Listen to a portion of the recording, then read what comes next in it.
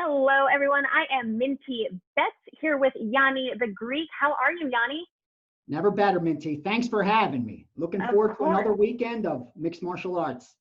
Yes, absolutely. Guys, give Gianni a follow on Twitter at Greek_gambler. Wow, I haven't said that in so long because I'm used to seeing that in the video that I almost forgot your Twitter handle. All right, guys. So this video is going to be how Gianni caps UFC. It's going to be just really short, so it's easy to watch. So let's just begin. Let's just get it right into it. How does someone become a better bettor when betting on UFC, and what should a new bettor be looking for? What a great question. And I think we should probably do a series of these videos because it'll be a couple of steps, you know, and the final step should be bet sizing. Because once you get your handicapping straight, then you got to bet size correctly so that handicapping turns into money for you. Now, the first thing you have to do, we're going to set the foundation. This is block number one. As an MMA handicapper and bettor, do not look at the betting lines before you create your own. And here's what I mean. As soon as matchups are put on for that next UFC card, look at the matchups. The fighters in the matchups that you know. The ones you don't know very well that you may have to go back and look on tape or check, learn a lot more about before you have a confident opinion, pass on those for now. Focus on the matchups you actually know who they are.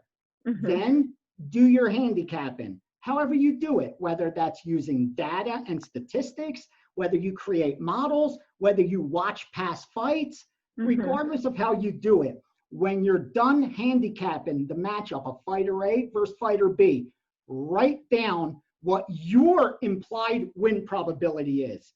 That simply means after I'm done handicapping, what do I conclude the probability is of fighter A beating fighter B?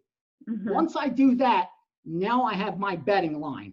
So let's say I conclude fighter A should beat fighter B 60% of the time. I know that the break-even money line for 60% is -150. So now I already know that fighter A should be -150 over fighter B.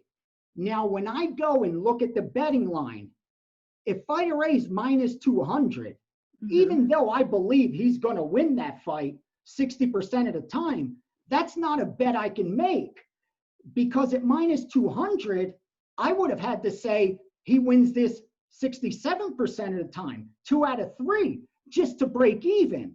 So at the end of the day, your implied win probability needs to be the reason you're placing your bets. And the reason you're placing them is because your implied win probability differs from what the odds makers have. I hear a lot of guys discussing fights, breaking down fights, handicapping fights, and talking, brilliant guys doing it. But they don't close their breakdown with, I think fighter A wins this percentage of the time, so that the bet makes sense. Because after you get that part down, now you could go to second, third, fourth level thinking. And what I mean by that is now you start to look at what's the probability of fighter A beating fighter B inside the distance? What's the probability of fighter A beating fighter B by submission? It may be 0, it may be 15, it may be 20, but you have a price because you created a percentage. And if you just type in money line conversion, and you'll see a couple sites that show you what the money line conversion is for each percentage. You'll see a -400 says 80%. So you know, if you conclude that fighter A has a 70% chance of winning and the line's -400, you probably shouldn't place that bet because the break even is 80%. So I don't want to keep repeating myself, but this is the building block. Until you get this down, the foundation, all the rest is not going to make sense. Everything I talk about after this step is going to be foreign to you until you grasp that idea that you're not predicting the outcome. You're predicting the probability of the outcome. Because if you could predict the outcome, forget betting sports. Just be a psychic. You're going to make a lot more money a lot quicker, and come out here and do it. I'll get you a line of customers if you're that good at it. But since most of us are not, and we have to do it the long way, and that's this way. And again, it's not me telling you it's my way or you can't win. I'm just simply telling you that when I surrounded myself by winning sports bettors, that guys that just bet to make money, don't care about sports, don't have pennants on their wall, could care less. They use sports betting as an investment vehicle. I learned that this is the only way they approach it, that their implied win probability is the only reason they place bets other than inside information. And that's another discussion about information that may not be factored into the betting line. But for today, the key we need to take away is we will not look at the betting line for fights where we know the fighters and we handicap the fight until we create our own implied win probability. Based on that is why we're going to place a bet. So if the line's too high, we're going to like fighter B. If the line's too low, we're going to like fighter A. At the end of the day, that betting line and the belief that your work is produce a long-term profit is how you're going to beat this betting market. And you do it over and over and over, and you'll start having more confidence as your results get better and better.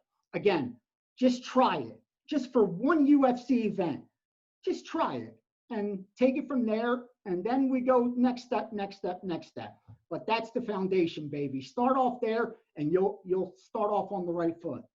Amazing advice, Gianni. Thank you. Okay, so next up, do you consider fighting style an important part of capping UFC? Because, you know, there's boxers and there's wrestlers and grapplers and, you know, how do you factor that into For capping? sure. It's part of the handicap, and styles make fights. It sounds cliche, but it's very important. And it's so important that we don't trust MMA math. Just because fighter A beat fighter B and fighter B beat fighter C doesn't mean A is going to beat C, right? Because styles make fights. Right. And that's why it does matter. But you also have to keep into perspective that that narrative is out there, meaning what you're watching, all bettors are watching. The fact that you know it's a grappler versus striker matchup isn't giving you an advantage to overcome the book's hold. That's simply just more info and data to try to interpret. That alone isn't going to make you a winner. It's kind of like pro athletes, why they make the worst bettors, because they focus only on X's and O's. They don't know how to take those X's and O's, create an implied win probability compared to a betting line, and then bet size correctly based on that difference. That's the part they don't understand. They have the X's and O's better than I ever will, better than you ever will, so let's not even try to go there. There's not a single thing I'm going to teach a professional mixed martial artist at the UFC level about MMA. Nothing. There's nothing I could teach them. Nothing I'm going to see in a fight that they're not going to see. Nothing in the matchup that I'm going to see that they're not going to see. So again, that information's already out there. There are analysts, there are guys that are great at telling us these things, and we all watch them and listen to them. Yep. But that alone isn't going to overcome that hold that the sportsbooks charge us to place a bet. That's where you have to take those X's and O's and now learn how to bet properly with them. Now you can overcome that hold. But until you take those X's and O's and cross them over to sports betting, it's great for discussion. It's great for sports radio. It's great for videos and blogs. I love watching them as much as you do, but I don't use that information to think I'm going to beat the sports books. I'm not that arrogant, and no one else should be. You know, it's not easy to win. It's possible, though. If I could do it, and I'm not the smartest guy out there, anyone could do it. That's proof. And I'm not, making fun of myself, but you don't have to be a genius. You just have to be disciplined, willing to learn, and repetition, man, repetition. So hopefully you guys that are new to MMA and new to betting start off on the right foot, because this is going to carry over to betting NBA, betting Major League Baseball, betting NFL. Because even though there's a point spread, it's still implied win probability, because Team A -7, -110, what that simply means is, does Team A have a 53% chance of winning by more than 7 or not? If they don't, then you can't lay the points. You're not saying they're this many better. You're saying because it's -110, we know the break even's around 53. So is there better than that percentage chance that they win by more than 7? So this implied probability question will continue to come over and over and over, regardless of the sport you're betting. So try to grasp that. I know it's difficult because most of us start off as fans, but try to separate yourself from being a fan and look at it as a bettor and create those implied win probabilities to compare to the sports books, because you may know a little bit more about a certain fight and matchup than they do, and that's where you're going to make money. Yep, absolutely. So Gianni, we know that you're a big guy on like line movements and watching the line move. And have you ever placed a bet on fighter A early in the week because of the line value, and then later that same week see that there's more value after movement on fighter B and switch sides? And do you recommend a new bettor doing that, or maybe trying to learn not to do that? In the beginning, be cautious jumping on and off guys. Maybe sometimes it's better to wait to be more certain. Yeah. And even if you miss the betting line, then just pass. There'll be another opportunity. Don't ever think you missed an opportunity to get your money down. There's always going to be a better one. Like, you always got to remember that. There's always going to be a better bet for you to place. So if the line moves and it's not where you could have been yesterday and you didn't bet it, let it go. There's going to be another one tomorrow. There has been a lot of times where I'll bet fighter A and the line moves, sometimes significantly, and it changes now where the value is. And a lot of times that value will now be on fighter B. So I have to bet fighter B now. Maybe not as much as fighter A, but for a little bit. And why this is important is it goes back to creating your implied win probability, because that's going to gauge all of your decisions. Perfect example, we have a main event between Curtis Blaydes and Volkov this week. Let's say I draw the conclusion that Curtis Blaydes wins this fight 75% of the time. That 3 out of 4 times Curtis Blaydes win this fight. So I look at the betting odds, the conversion, and I say, wait, okay, so 75%, that means the line should be minus 300. Well, lo and behold, when the line opens up, what do I see? Minus 240 for Curtis Blaydes. So obviously I have a bet on Curtis Blaydes. Now though, he's minus 400. Yeah. We know at minus 400, the break even's 80%. So right now at minus 400, if I concluded he wins 3 out of 4, I can't have a bet on Curtis Blaydes. But we say, is there now value on the dog, on the take back? There may be, because again, if I concluded he's got a 25% chance of breaking even, if the line moves to where it now shows he's got a greater chance or a lesser chance, I can do that. Because we know someone with a 25% chance, the break even is right around plus 300. Right now, I can get Volkov at plus 300, right? He's plus 320. So again, right now, based on my implied win probability, I'd have to bet Volkov. Because again, that's what's going to gauge my wagers. I hope I didn't confuse you by using this example, but start from what we talked about in the beginning. You create an implied win probability. Let's say I come up with 75% with Curtis Blaydes. He opens minus 240. That's an obvious bet. He goes to minus 400. Not so much. I got to start looking at Volkov, because I said Volkov could win this 25% of the time. The break even at 25% is plus 300. I could get plus 320 right now. So maybe that's not enough to bet Volkov, but it's definitely enough to keep me off of Blaydes. So for me, that's exactly how I approach it. Every single fight. I am willing to jump off my earlier bet if the line shows that I should be doing that. And sometimes, Minty, real quickly, I'll either even make a bet early in the week because I want to get out ahead of the market, or 2 weeks in advance. And then as fight week approaches, gather some info and be like, damn, I'm wrong. Yeah. I'll pay juice to get off that bet, even if it costs me some vig. I rather pay to get off a bet than let it ride and risk losing that whole bet. Yes.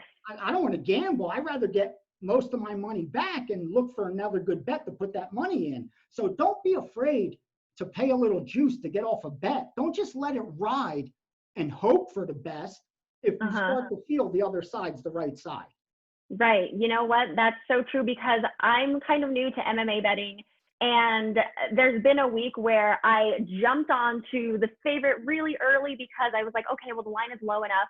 And then I see more value in the dog. And then I'm like, oh, crap. Like, I already told people I was betting on the favorite. Should I switch? Like, I don't want to be like slimy if I do switch. So I just kept with my original bet from earlier in the week. See, so and yeah, that's maybe the difficulty we have being in this industry, that we put our opinions out there.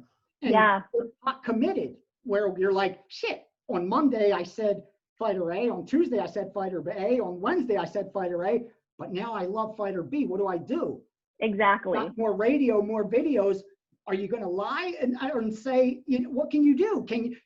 You can't go back and tell all the people that listen that you like fighter A that you're changing your mind. That's exactly the difficulty that we run into. And again, if you're just sharing your stuff, there's nothing wrong with coming out and being and telling it like it is.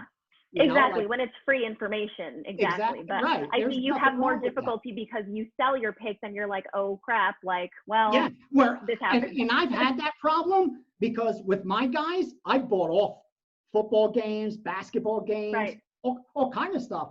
And unfortunately, customer service has to deal with that issue, people asking questions. But I'm responsible to try to turn a profit year after year. For these people that trust me and in my work to try to do the same. So I have to try to save them money every chance I get and try to win them money every chance I get, or I offer them no value. There's no reason to listen to me. So I come out and I do that. I try to limit doing that because it does create chaos. But fortunately, I've done this long enough and have a good enough relationship with most of my subscribers that they get it, that I'm doing it out of looking out for them, not to try to make their life harder than it needs. Not to try to hide it from them, but just be honest. I'm not trying to make your life harder. I'm just trying to be honest with you and tell you this is what I'm doing. Now, use it as you wish. Exactly. All right, guys. So you know what, Gianni, you did have a good idea. Maybe this should be a series of like just quick snippets and tidbits of betting UFC from your perspective. So let's continue that. I think we are out of time. Thank you so much, guys. That was Gianni the Greek at Greek_Gambler on Twitter. Also, don't forget to subscribe to WagerTalk TV on YouTube at WagerTalk TV. Thank you, guys. Thank you, Gianni. Thank you, Minty. Thanks for having me.